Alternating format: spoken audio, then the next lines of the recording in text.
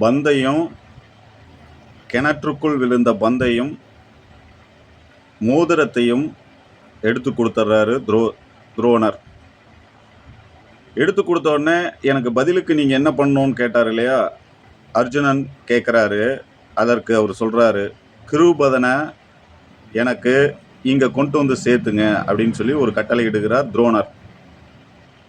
துருபதன் தான் நான் ராஜ்யத்தில் பாதி கொடுக்குறேன்னு சொல்லி ஏமாத்தினவர், துரோணரை அசிங்கப்படுத்தியவர். இப்போ யுதிஷ்டன் போகிறாரு, ஆகா இவங்க போனால் அது வேலைக்காகாதுன்னு சொல்லிட்டு அர்ஜுனனும் போய் நேரடியாக சண்டை போட்டு அவரை குண்டு கட்டாக தூக்கிட்டு ஓடி வந்து துரோணர் முன்னாடி நிறுத்துகிறாங்க. நிறுத்தின உடனே வாசனேகிதா அப்படின்னு சொல்லி சிரிக்கிறாரு.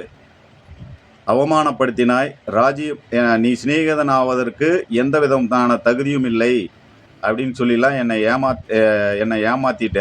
சொன்ன சொல்லு ரொம்ப முக்கியம், மனிதனுடைய வாக்கு ரொம்ப முக்கியம். அது பாலிய பருவமாக இருந்தா என்ன, முதிய பருவமாக இருந்தா என்ன. இப்போ என்கிட்ட ராஜ்யம் இருக்கிறது, உனக்கு சிநேகிதன் ஆகுவதற்குண்டான தகுதியும் என்னிடம் இருக்கிறது. அதனால்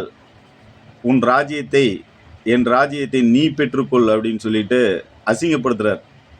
அதாவது இப்போ குண்டுக்கட்டா தூக்கிட்டு வந்துட்டாங்க, அவர் நினைச்சா கொன்றலாம், ஆனால் உன் ராஜ்யத்தை நீயே பெற்றுக்கொள். ஏன்னா அவர் ஜெயிச்சு தூக்கிட்டு வந்திருக்காரு யுதிஷ்டன் அர்ஜுனன் எல்லாம் போய். இப்போ இதை மனசில் வச்சுக்கிட்டு அப்படியே குறுகி மன உளைச்சல அப்படியே நின்றுக்கிட்டு இருக்காரு. துரோணர் நினைக்கிறார், போதும் இவனை அசிங்கப்படுத்தினது போதும்னு சொல்லிட்டு கூழ்படுத்துறாரு. இப்போ உன்னிடம் மேலும் நான் அன்பு செலுத்துகிறேன், மறுபடியும் நான் ஃப்ரெண்ட்ஷிப்பாக இருக்கணும்னு, ஃப்ரெண்டாக ஆக்கிக்கணும்னு நான் நினைக்கிறேன். ஆனால் இந்த தருணம் நீ அதை ஏற்றுக்கொள்ள முடியாத தருணத்தில் இருக்க, நீ போயிட்டு வா அப்படின்னு சொல்லி அனுப்பிச்சி வைக்கிறாரு. போகிற போது அவன் யோசிக்கிறான், இந்த துரோணரை கொல்வதற்காக ஒரு மகனும், அர்ஜுனனுக்கு மனைவியாக ஒரு பொண்ணும் நாம் பெற்றெடுக்கணும்னு நினைக்கிறாரு.